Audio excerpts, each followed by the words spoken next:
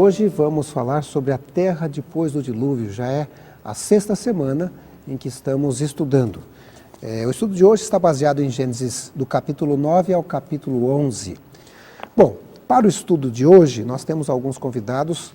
Pastor Orlando Mário Ritter, muito bem, e Silvina Catânio. Tudo bem, Silvina? Tudo bem, Jonathan. Muito obrigada pelo convite. Olha, estar com é um vocês. prazer. A Silvina é argentina, né? Sim. Como sempre fazemos, antes de estudarmos a palavra de Deus, é necessário buscar a inspiração do alto, porque afinal de contas, homens santos de Deus que escreveram a palavra dele. Bom, Silvina, poderia orar por nós? Com certeza. Vamos orar. Nosso amado Deus, que ao estudar a Tua palavra, possamos acalmar a nossa necessidade da Tua presença. Amém. Amém. Bom, a semana passada nós estudamos sobre o dilúvio, uma coisa tremenda. Mudou o planeta, mostramos inclusive aqui alguns fósseis, né? Estivemos conversando aqui com dois pastores, dois professores, pastor Siqueira e pastor Rubem Aguilar. E hoje vamos continuar vendo o que aconteceu depois do dilúvio, né? A terra depois do dilúvio. Obviamente, eu fico imaginando quando Noé saiu, tudo estava destruído, a Bíblia menciona isso também. Mas Deus deu agora, pastor Mário, uma bênção sobre Noé. Ou seja, essa bênção é muito parecida com a bênção que foi dada no Éden, né? É verdade. Quando Noé saiu da arca, ele deve ter ficado estarrecido com o que viu, porque aquelas 8 pessoas eram as únicas que conheciam antes. Sim. Então, o referencial era com aqueles 8. E eles deviam estar bastante assustados. Mas Deus os confortou com promessas, com bênçãos. E uma das promessas que Deus fez a Noé foi de que ele deveria novamente povoar e encher a terra, igualzinho que Deus havia dito a Adão e Eva lá na criação, bem antes do dilúvio.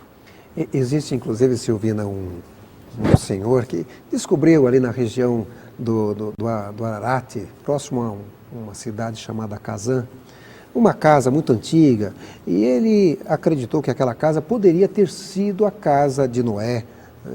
E existe ali restos de um muro muito antigo que vai longe, faz um cercado grande. E ele ficou pensando assim, puxa, se essa é a casa de Noé, talvez Noé tenha cuidado dos animais aqui, afinal de contas tinha um parzinho de cada um, né? À medida que eles foram procriando, eles foram sendo soltos. Mas eu fico pensando que talvez Noé tenha tido realmente esse tipo de preocupação, era começar de novo, né? Mas tinha alguma diferença, porque afinal de contas, a terra inicial era maravilhosa, agora a terra depois do dilúvio, ela estava transformada. Era um começo que precisava de novos desafios, né? E eu pensava como Deus assigna uma tarefa para Noé. Ele fala, você vai ser o responsável pelo povoar a terra, pelos animais. Deus dá uma tarefa para Noé, para ele começar esse novo começo. E eu penso que na nossa vida, a gente muitas vezes, depois de uma catástrofe, depois de uma situação muito terrível na nossa vida, Deus dá uma oportunidade para começar de novo. E a gente tem que ser responsável pela nossa vida, pelas pessoas que estão conosco, pela nossa família, para esse novo começo, né? Deus sempre dá uma segunda chance. E isso que a humanidade está tendo depois do dilúvio, uma segunda chance. Exatamente. E muitas coisas mudaram. O pastor Mário é responsável pela área de saúde também. E eu fiquei pensando, uma das coisas que entrou aí foi que, até então, a alimentação natural do homem, pelo menos nos dá a entender pela Bíblia, não tinha em seu cardápio a carne. E parece que a partir daqui o homem começa a se alimentar também de carne, embora eles tinham uma noção de animais limpos e de animais imundos. Isso também deve ter mudado a parte física do ser humano também, né? Com certeza. Quando Deus permitiu que o homem ingerisse a carne de certos animais, Deus tinha um propósito. E esse propósito pode ser evidenciado porque os antediluvianos, eles viveram na sua grande maioria, eles viveram em tremendo pecado. Só que eles viviam 950 anos, 960 anos. Adão mesmo viveu 930 anos.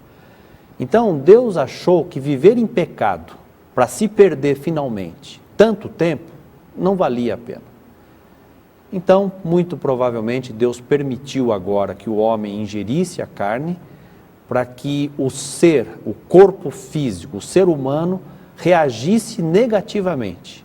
E a expectativa de vida, conforme o próprio livro de Gênesis diz, de 930, vamos dizer, Sim. agora 120 anos. Mesmo porque Noé viveu 930 anos, mas os seus filhos, acho que o que viveu mais foi perto de 600 anos. 600 né? anos, isso. E depois já diminui ali para uns 400, depois para 200, e depois já fica lá embaixo, ou seja, Exatamente. a diminuição é drástica. Silvina, você que apresentou durante tanto tempo um programa chamado Ventana la Vida, em que você trazia convidados e muitos nutricionistas, hoje está em moda assim, a pessoa ser vegetariana pensando na saúde também, não é? Com certeza. Uma coisa que chama muito minha atenção, Jonathan, é que a maioria das pessoas, vamos colocar como exemplo as pessoas famosas, né? Tem uma moda entre as pessoas famosas de ter uma alimentação saudável, uma alimentação basada em vegetais, mas eles muitas vezes, o objetivo principal deles nem sequer é a saúde, senão a construção espiritual. Eles, como seres espirituais, acham que é melhor alimentar o corpo com alimentos mais saudáveis, mais leves, mais... Então, eu admiro muito isso, sabe? Não é somente a questão da saúde, sino que o ser humano, como ser espiritual, está muito ligado com o que ele se alimenta, tanto mentalmente como fisicamente com a alimentação. É só dar uma olhada entre as pessoas que têm religiões mais orientais, Sim. como eles se respeitam como seres espirituais. Então, essa mudança de alimentação na época de Noé também tinha a ver com a percepção que eles iriam ter de Deus. Isso também começou a mexer, tanto é assim que Deus fala para Noé, se você vai ter medo de que a terra volte a ser destruída, vou fazer um pacto com você, vou deixar uma sinal física para você, né? Por quê? Porque a confiança em Deus começa a mudar, a percepção de Deus começa a mudar, e Deus tem que ser muito mais óbvio, por dizer de alguma maneira, e a começar a colocar mais símbolos para que o ser humano comece a perceber a presença de Deus. Eu resgato isso, sabe? A alimentação tem muito a ver com a saúde, isso não tem discussão neste momento, no século XXI, mas tem muito mais a ver com o desenvolvimento espiritual do ser humano. Os adventistas são conhecidos justamente por tratar com essa área da saúde, né? Existem livros escritos, uma alimentação saudável. Na verdade, um estilo de vida é saudável. Recentemente, inclusive, a National Geographic apresentou ali uma matéria sobre a longevidade de alguns adventistas que seguem à risca. Mas além da saúde, os adventistas fazem essa ligação também com a parte espiritual? Veja bem, os adventistas acreditam que o ser humano é indivisível, corpo, mente e espírito. O que afeta um, com certeza afetará o outro. Então nós sabemos, o alimento ele vai atuar no corpo físico. Se eu me alimento mal, o meu corpo físico irá de mal a pior. Indo o corpo físico de mal a pior, a minha mente vai de mal a pior. Se a minha mente vai de mal a pior, a minha consciência, que é o relacionamento com Deus, também irá de mal a pior. Então nós acreditamos que alimentar bem fisicamente o nosso corpo nos dará condições mentais de ter uma mente espiritual ligada a Deus, ou seja, comunhão com Deus. Então, na realidade, os adventistas se alimentam bem para ter uma íntima relação com Deus, no sentido espiritual. Ou seja, uma comunhão diária com Deus, esse é o nosso grande objetivo. Porque nós viver 5 anos a mais ou 10 anos a mais neste mundo, não fará grande diferença. O importante é viver com qualidade, e qualidade ao lado de Deus. Muito bem. Bom, nós vamos continuar falando sobre este assunto, porque também a gente vê aqui nessa parte uma coisa impressionante. Tudo bem, mas em Gênesis 9, 4 a 6, aparece aqui um texto interessante, assim, não comam carne com sangue, que é vida. Ou seja, a vida está no sangue. Quando a gente analisa o sangue, realmente aquilo é o mundo, né? Eu fico pensando, inclusive, que também a morte está no sangue, porque às vezes tem doenças que passam através do sangue. Ou seja, a preocupação de Deus era com a saúde e a vida da pessoa. Tudo bem, eu vou autorizar aqui a carne, vai diminuir, mas também não vamos exagerar. Houve assim uma preocupação também com o tipo de carne, evitar o sangue. E isso veio perpetuando através do povo de Israel também, né, Silvina? Sim, é muito interessante. Até o dia de hoje, quando viajei para Israel, uma coisa que a guia turística, a pessoa que estava dirigindo, ela falava, em Israel é muito difícil, por exemplo, ver pessoas obesas. E certamente eu não vi muitas pessoas com sobrepeso, porque eles ainda hoje continuam tendo uma alimentação, toda a carne que circula no país, em Israel, tem que passar por registros religiosos muito rigorosos, né, por exames religiosos muito rigorosos. Eles basam sua alimentação em frutas e verduras, tanto assim que eles que vivem no meio do deserto exportam frutas e verduras para toda a Europa, né? Então, todo esse sistema de alimentação ficou ao longo do tempo. E era o que eu queria recalcar aqui da Bíblia, quando Deus fala do sangue, né? Não pode comer a carne, mas não o sangue. É o esforço que Deus faz para que, apesar de que o homem tinha que começar a se alimentar com animais, ele não perdesse a noção de quão sagrada a vida é. A vida dos animais e a vida do ser humano. Ou seja, você tem que se alimentar, você tem uma emergência, por falar de algum jeito, mas a vida do ser humano e a vida animal, a vida no planeta é sagrada. Então Deus colocou limites. Estávamos falando sobre a questão do sangue, né? E existe inclusive uma ONG que tem promovido aí um vídeo chamado A Carne é Fraca, justamente mostrando a insensibilidade do ser humano nos últimos dias ao tirar a vida dos animais. Mas eu, pensando no sangue, professor, o senhor que é educador, hoje o sangue está correndo solto pelos filmes, pelos videogames, ou seja, vai tirando realmente a sensibilidade das crianças, dos jovens, não é verdade? É verdade. Infelizmente, o mundo hoje está vivendo semelhantemente ao que aconteceu antes do dilúvio. E lá o sangue corria da mesma forma. Eles eram violentos, basta ver que o próprio filho de Adão, Caim, primeira geração, depois do paraíso, já cometeu também o primeiro assassinato.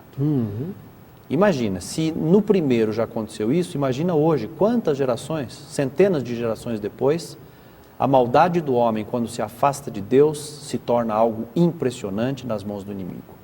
E o sangue realmente corre por toda parte, a violência está em todos os lugares, e o pior é isso, que o homem gosta da violência. Ele tem prazer em ver a violência acontecer.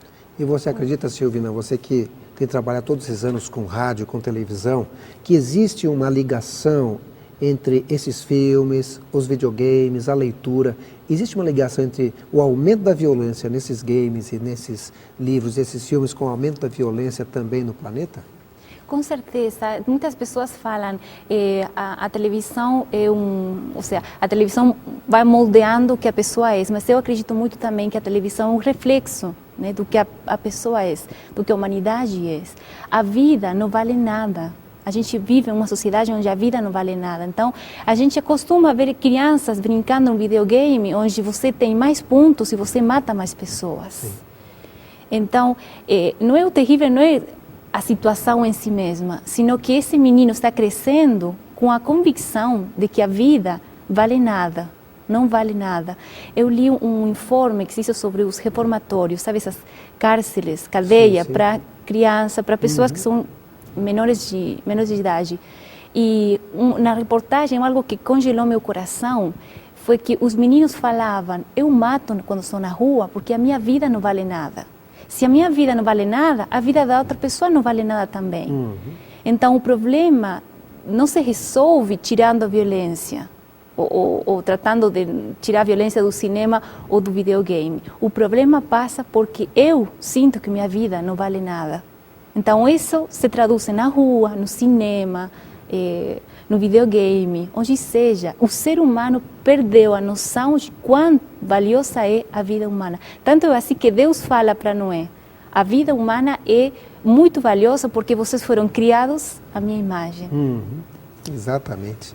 Bom, vamos falar um pouquinho sobre também a influência desse passado que Tudo bem, passou o dilúvio, mas aquilo estava na mente deles, o passado.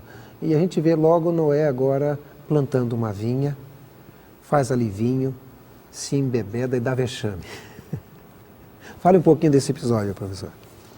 Pois é, o próprio Noé, o baluarte da passagem do dilúvio, aquele que salvou apenas a sua família. Em seguida, não sei quanto tempo passou, mas deve ser muito pouco tempo, é o tempo de crescer uma vinha, e ele já produziu vinho e se embebedou. E estava lá nu dentro da sua tenda.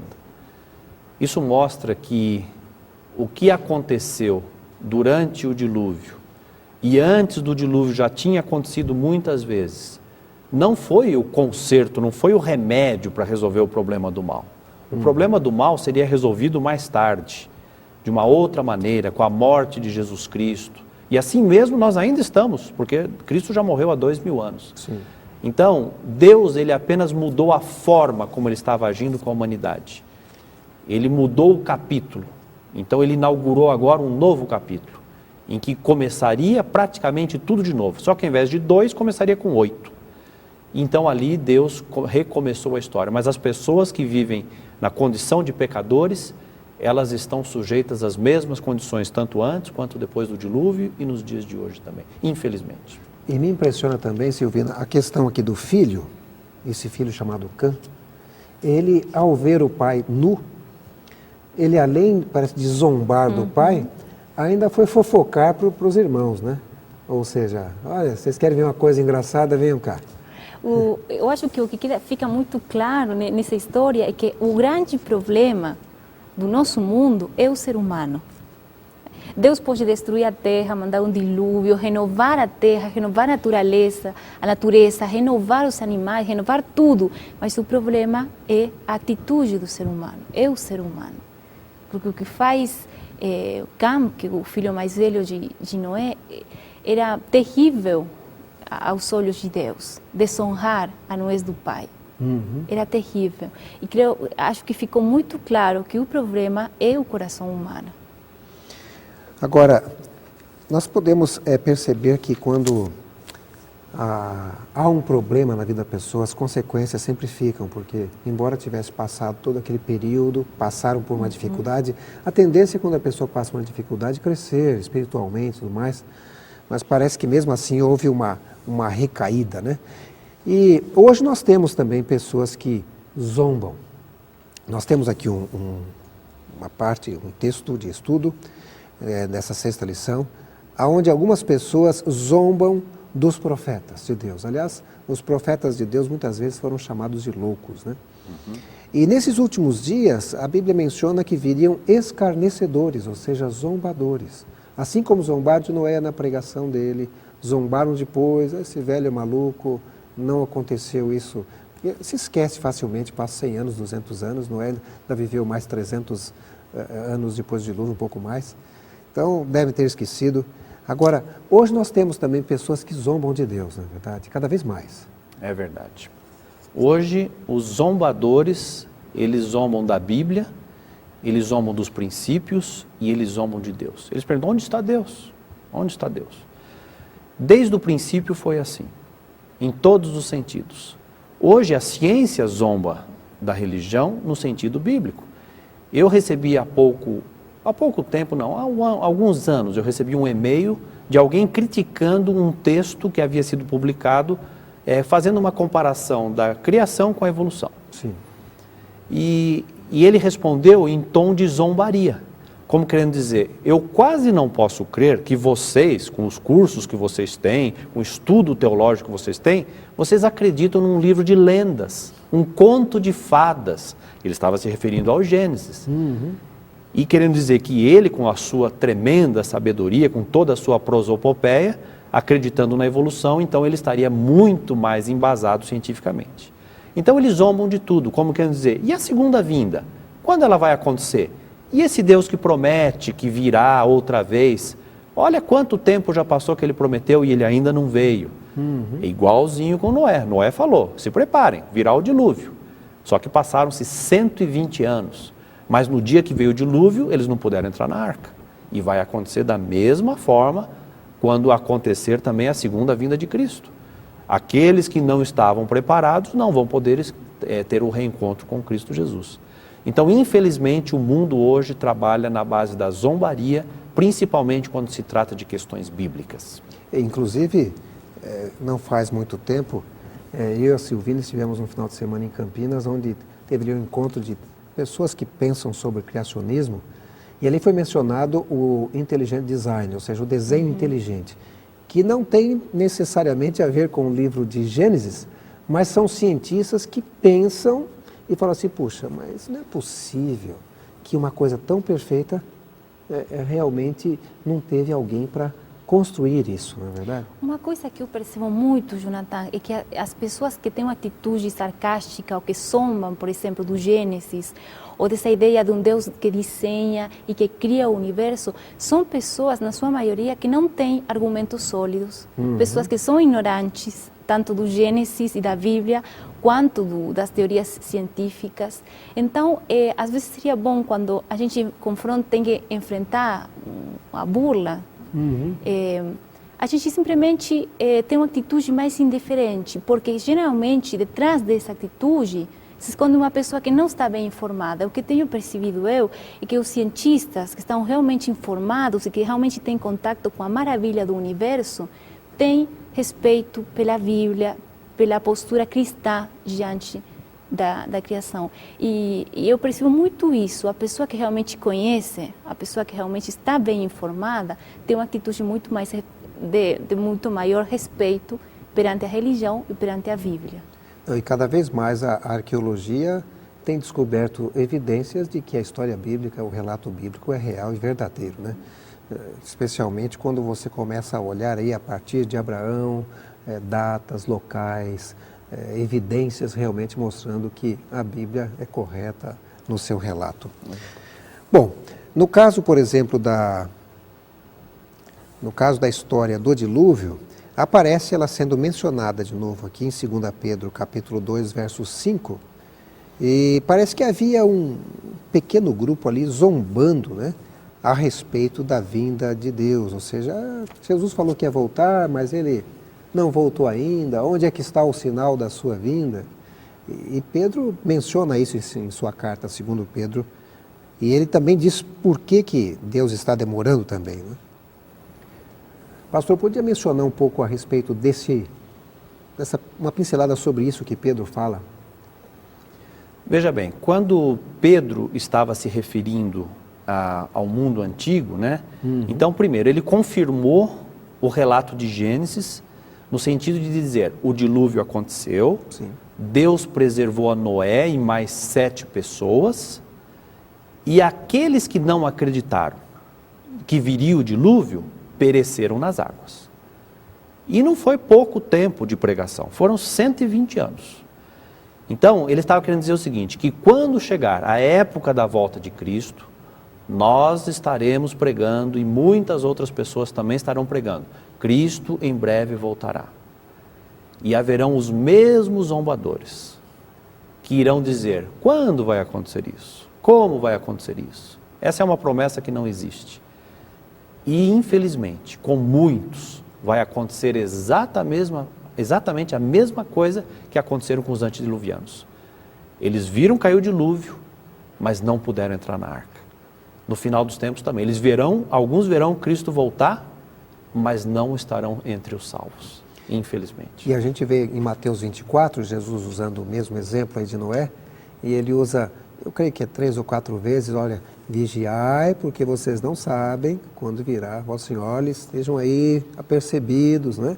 Porque senão vai acontecer como aconteceu na época de Noé, porque as pessoas se descuidaram, né? Exatamente. Assim como fechou a porta da arca, um dia fechará também a porta da graça. E quem estiver dentro estará salvo. 8 pessoas lá estavam salvas.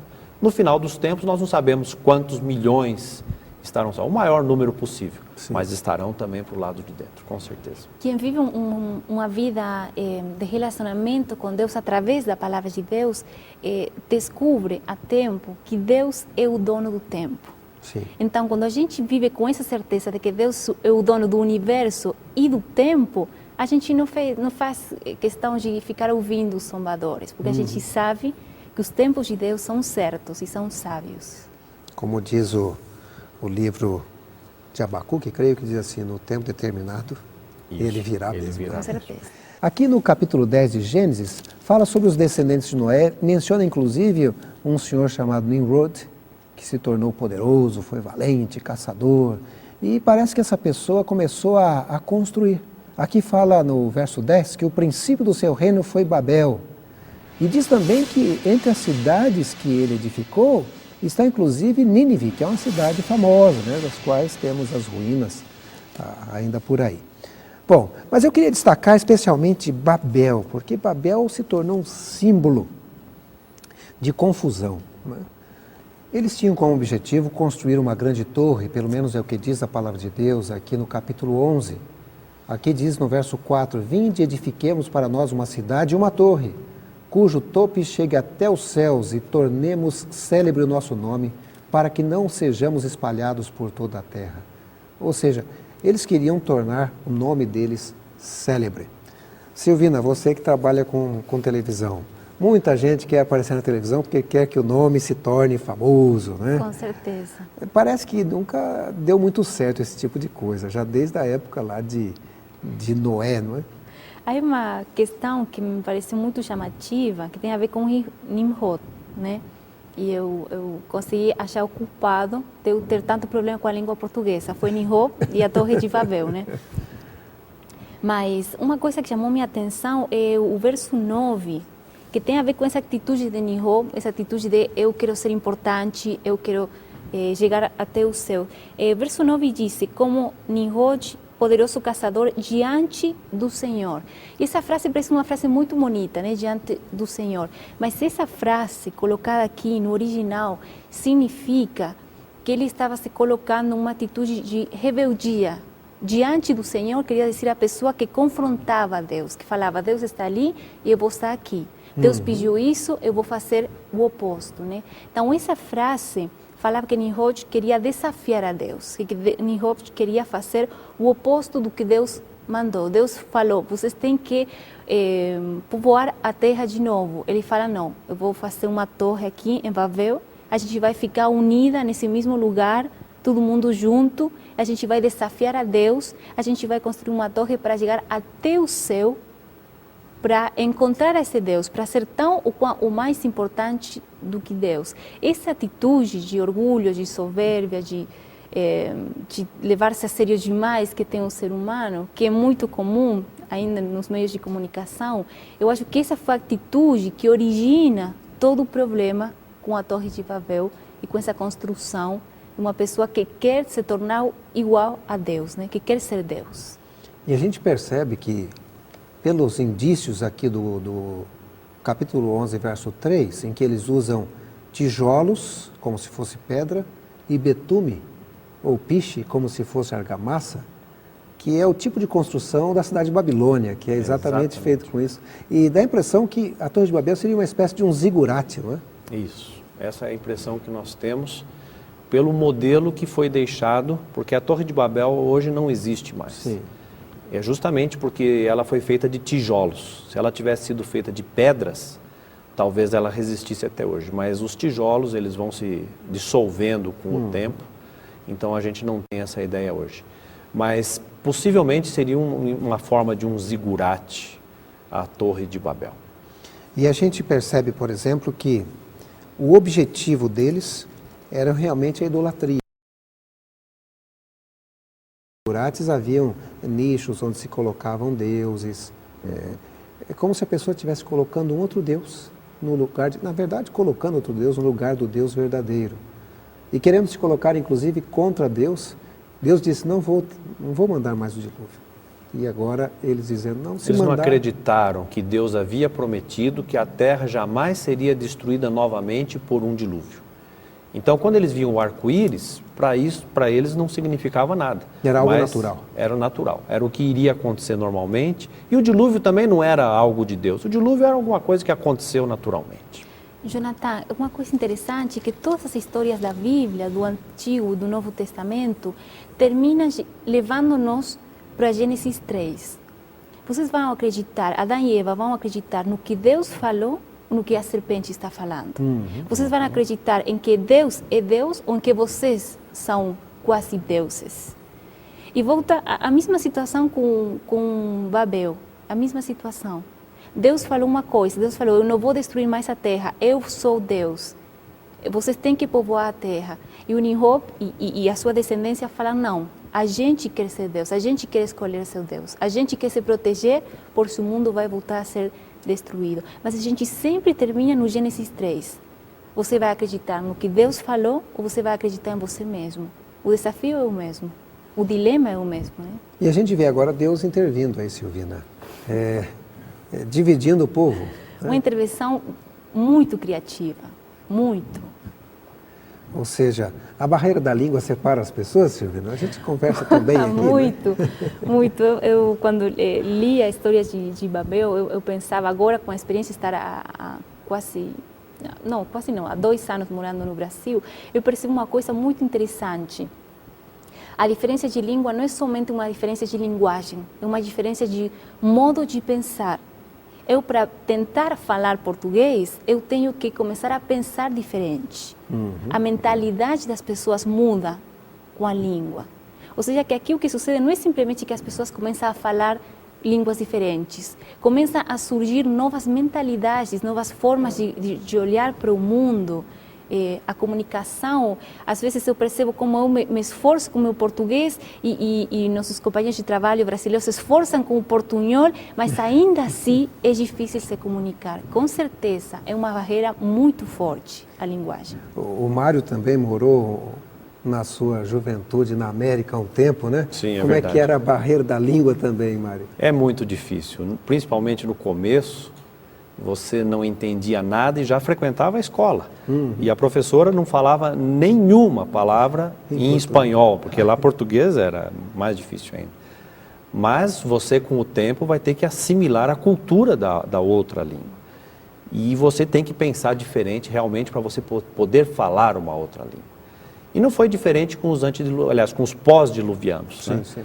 Eles tiveram que raciocinar de maneira diferente, a tal ponto que não se entendiam mais. E aí começaram a obedecer que Deus havia pedido, multiplicai e enchei a terra. Eles não queriam encher a terra, eles queriam ficar num lugar só. Então aí eles começaram a obedecer a Deus de uma maneira diferente do que eles haviam planejado. Mas obedeceram, porque daí eles povoaram a terra de uma maneira mais uniforme. A impressão que fica dessa história para mim, quando eu lia a história, foi o pessoal não tinha aprendido nada do dilúvio, mas nada. O dilúvio deixou uma mensagem muito clara. Deus é o dono do ser humano, o Criador, o dono da natureza. A natureza responde à voz de Deus. O ser humano responde à voz de Deus.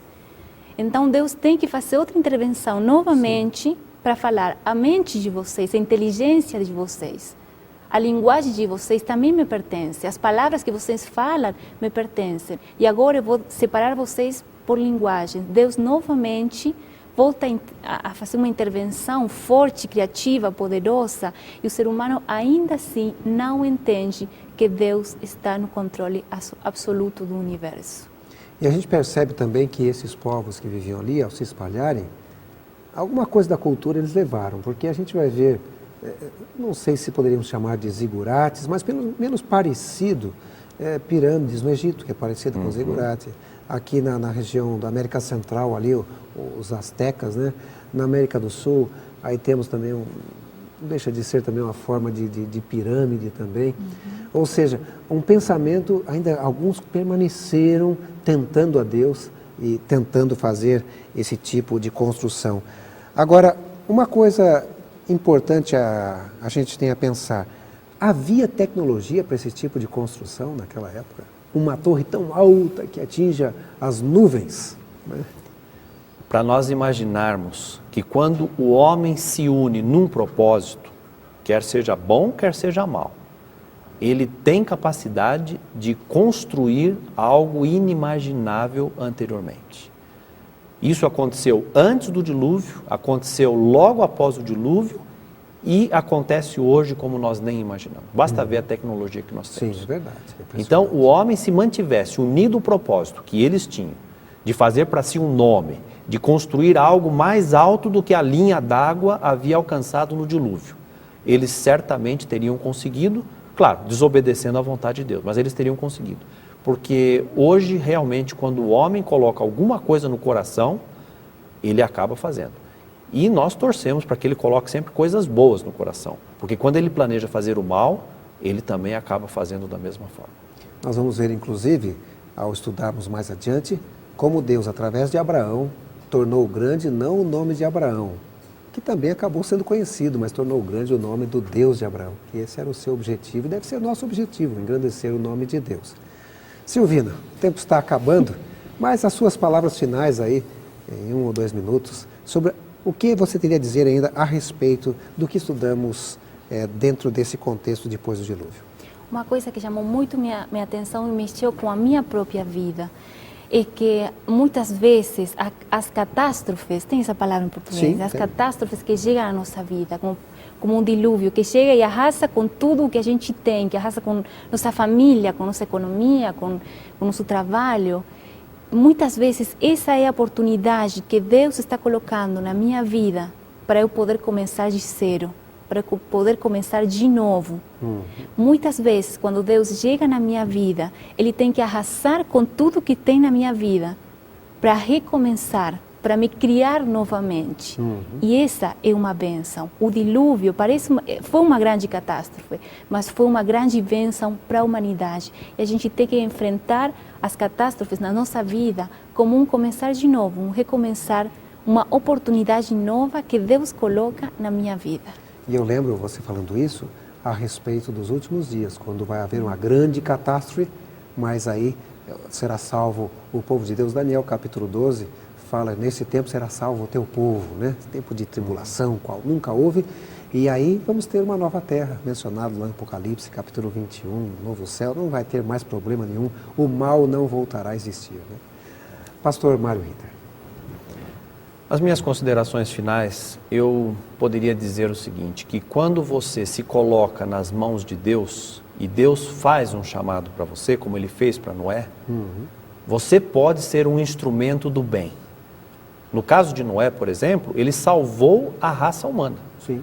Porque se não tivesse passado pelo dilúvio uma família, pelo menos, como foi o caso de Noé, a raça humana hoje estaria extinta. Exato. Não existiriam mais os seres humanos, porque o dilúvio destruiu toda a vida.